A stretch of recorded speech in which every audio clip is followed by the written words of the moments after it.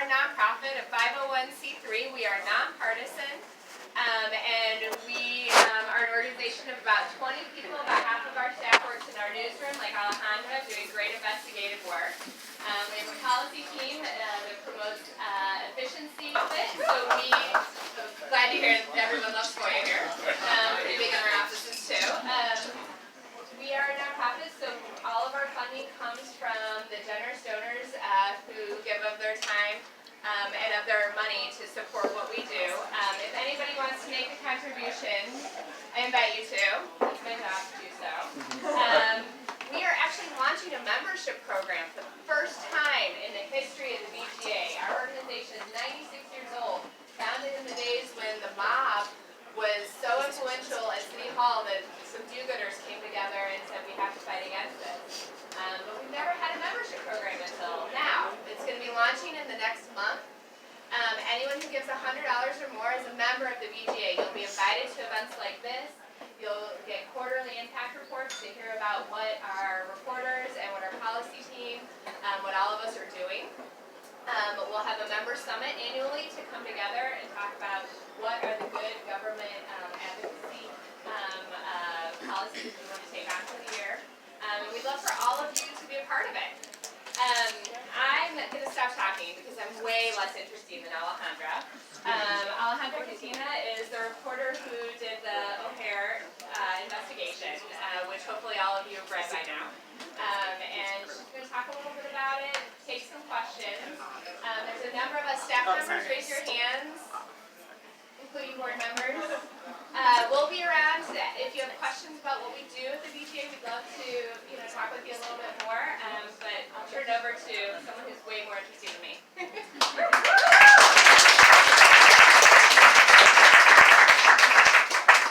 Thank you. I mean, this is actually really amazing to see all of you here today. There was a point when I was reporting this story, and it took us 9 months to report the story, when I started to freak out, and I was like, oh my God, who's going to sit there and read all of this copy? And I am so excited that you guys did this. Thank you so much. So as I said, we started working on the story some 9 months ago, soon after Mayor Rahm Emanuel announced the $8.5 billion expansion of the airport called O'Hare 21. That's the name that Emanuel gave to the new expansion. As the project was beginning to unfold, we thought that people need to know the history of O'Hare. It was a massive undertaking. We went back to the 1940s when the city started shopping around for a new airport. And if you're old enough to remember that, the city actually started shopping for a new airport because Midway was actually overcrowded and they needed a second airport. O'Hare projects have sparked numerous federal and local investigations that have landed more than a dozen people in prison, including former aldermen and contractors. So to keep me lost from the details, as you can imagine, there was like many details in this story. My editor, David Kidwell, would ask repeatedly, what was delivered, what were the promises made, and what was delivered? And whenever I would get lost in the weeds, I would think about those words, and I would think about the fact that these were promises made to you, the taxpayer, and that you deserve to know what was promised and what was delivered. So to make it easy to digest, we focus on 3 projects: the People Mover, the runways, and the international terminals. And those 3 projects have been among the city's largest public work projects. And focusing on them made me realize that we have spent millions doing and redoing what's already done. So billions of dollars later, O'Hare remains near the bottom of performance. Sometimes it seems like the only ones that are making out at the airport are the politically connected contractors and high-power lobbyists, not the travelers or the taxpayers. O'Hare 21 is a new project, as all of you know, and it is too early to tell whether O'Hare's history will repeat itself. However, we can already start to hear how the promises being made now echo the promises being made years ago.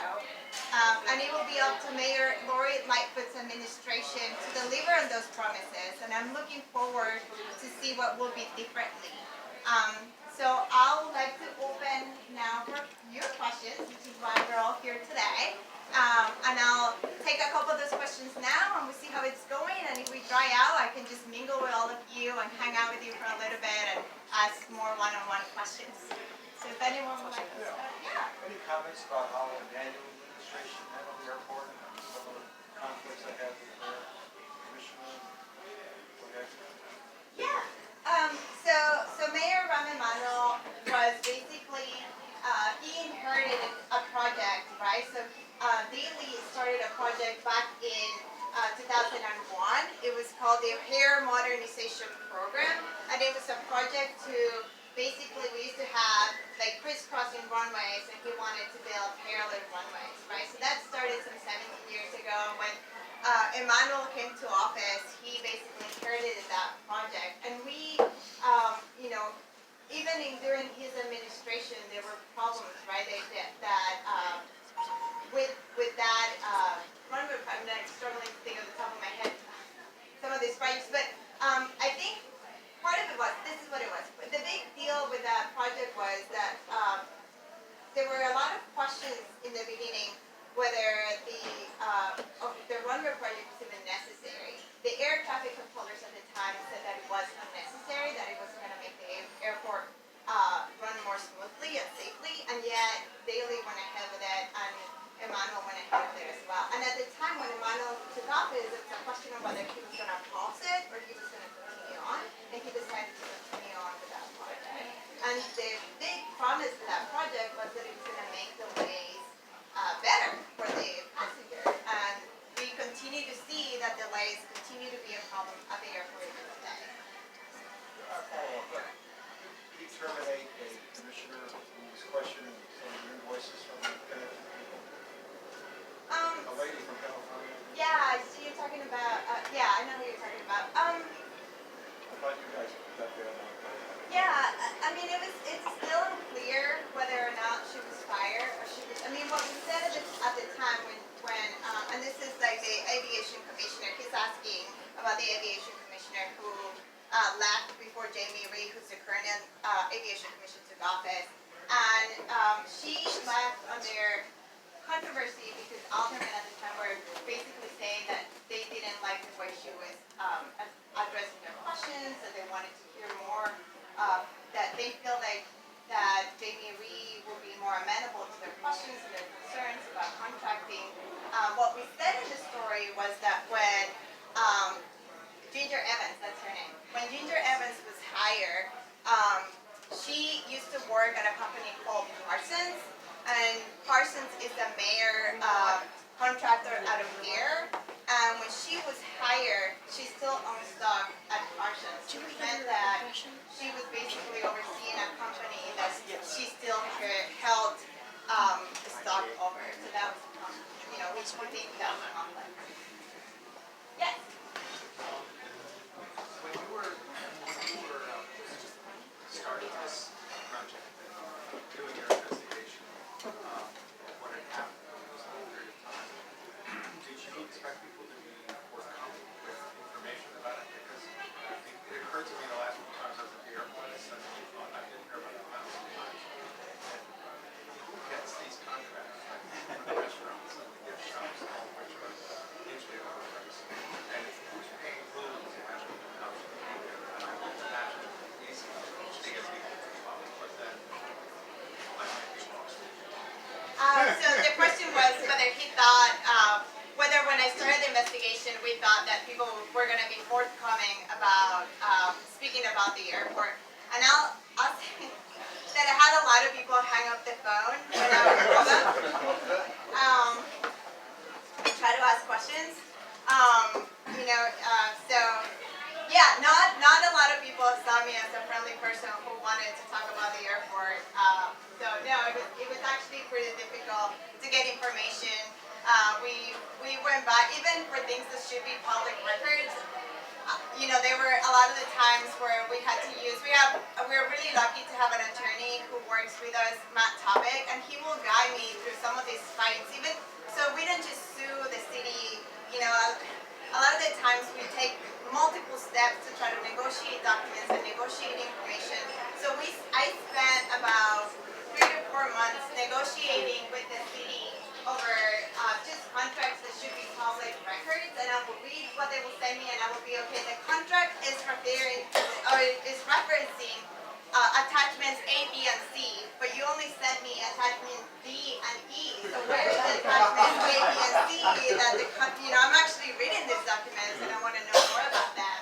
And so there were all these fights with the city about those kinds of things. Very good answer. I can't say I'm shocked. Let me take one from, is there a question from this side? Yeah. Your article refers to a number of like solo bids. Did you find that there was any sort of problem with actually advertising the procurement process? Is this they're only telling a few people, or they hide it, that they're actually putting out bids? I think the advertising on the People Mover JCDX was the only one that responded to the RFP for advertising on the People Mover. So did you find a problem in the procurement process? So now we're getting to talk about procurement, which is super fun. This is really exciting, but because when I go to parties and I tell people I'm looking into procurement, they usually go to the bathroom. Procurement is really complicated because there's like many steps that the city takes to try to make the process more open, right? And the city has historically gotten in trouble because of procurement problems, right? And so his question was about whether or not the city made all the efforts that it could take in order to have enough contractors bid for projects. Because there had been times where only one contractor bids for a project, right? And I would say that's problematic, right? When you're trying to figure out who will do it for the lowest amount of money and only one company bids for that project, then you're not really being competitive. And the whole point of a competitive bid is to have people and different companies bid for the project. So the investigation was more about taking a historic look about what has happened, and what we found was that historically there had been problems with procurement. The city has gotten in trouble or there have been contractors who do what they call bid rigging, which is basically like two contractors saying like, hey, how about you bid this much, and then the next time we bid this much, and then you get the contract. Historically, that has happened. We are constantly looking to hear more about what's happening currently today. It's really hard to prove bid rigging. So if any of you have any tips, I'm here and I'm hard to talk more about that. And you had a question. It's similar, it's a bit of a follow-up. We talked about once a contract had been left, and then there were amendments, and those were all non-bidding type things. And I can understand if a company is doing it, you can't bring in a different company to continue for the next 5 years. But do you think that there's been lowballing on the bidding to get it, and then they just make up reasons to extend it and get more money in the end? So I will say, so the question is about low bidding. Are the contractors low bidding and then basically doing contract modifications to get more money out of the city? And it's a great question. The city says there's nothing here to see. Everything is above board. We do contract modifications when we have to, and that's what we do, right? And so I think that what we saw is every time I look for a contract, and the city has a contract database online, and I've become a bit of an expert, so if you're curious about how it works, I can totally guide you through it.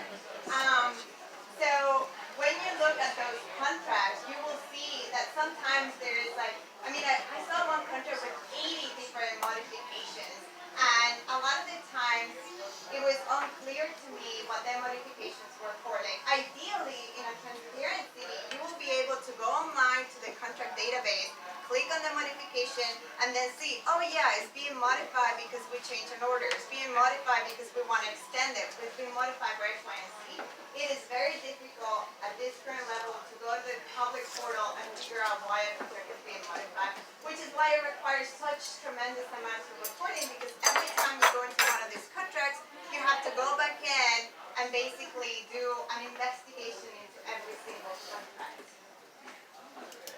Thank you. Any other questions? Yeah. Go ahead.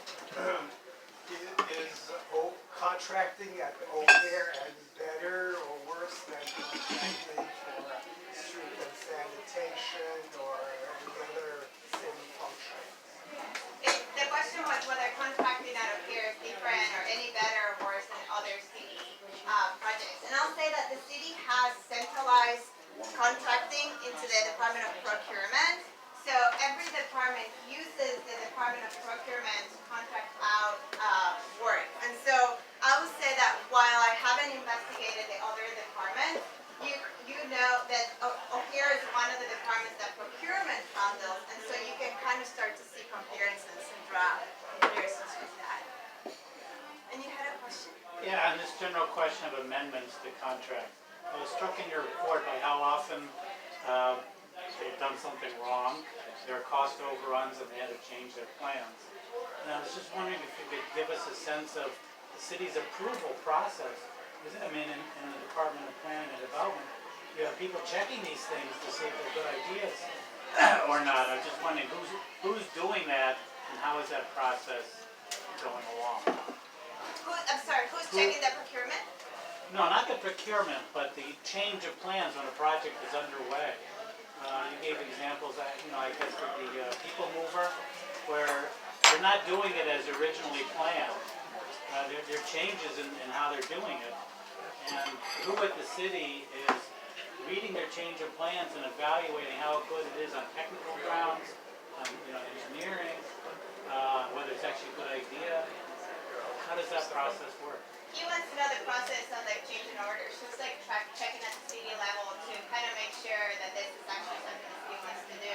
The city hires, and this is part of the complicated thing about contracting at the city. The city has hired project managers, and then there's like the big overseas project manager. There under that there's like more project managers. There's engineering consultants.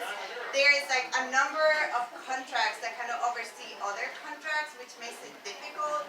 At the end of the day, what we found with the people mover, which is one of the examples in our investigation, is that the city hired a gentleman by the name Joseph Mansi. So Joseph Mansi has been around for decades at the city, and he basically, I've been calling it Mr. Fix-It, because he is the man who every time the city runs into a big problem or gets stuck in a project, the city basically calls him, hires him to figure out what's wrong and figure out how to move forward. And I talked to him, actually a really nice man, and he was like, yeah, I mean, I've been around for every big project, from Harold Washington's library to Millennium Park to the people mover out of here. He's the one who has to gotten involved, and he tries to get contractors to get an understanding of what is going on. Because at the end of the day, he said they want the project to be finished, right? And so the city's best interest is to finish the project, even if it costs a little more money. In some cases, a little more money is millions more. Yes, based on your reports and your previous reports, what suggestions do you have to improve accountability and transparency in the city? I'm sorry. Based on this report and your previous reports, what suggestions do you have in improving city accountability and transparency? Okay, so the question was about what suggestions do we have for improving accountability and transparency. And I'll say that the fact that all of you are here and reading the story and understanding what the city is about is a great step toward improving accountability and transparency, because government works for each one of you. There's aldermen that you can call. You can call their office the same way that you can call a representative at the federal level, and you can tell them, I want to know more about what's going on up here. Deliver it. Every single one of you, if you live in the city, have a ward and a ward night where the alderman is supposed to give you an update of what's going on at the local level, and you should go to those ward nights, and you should demand accountability from every person that is involved in our city government. Yeah. Add to that question. Corruption tends to metastasize if not checked. It hasn't been checked in Chicago for a long time. I am correct. Lisa's business operating restaurants and small businesses and so forth. He rented to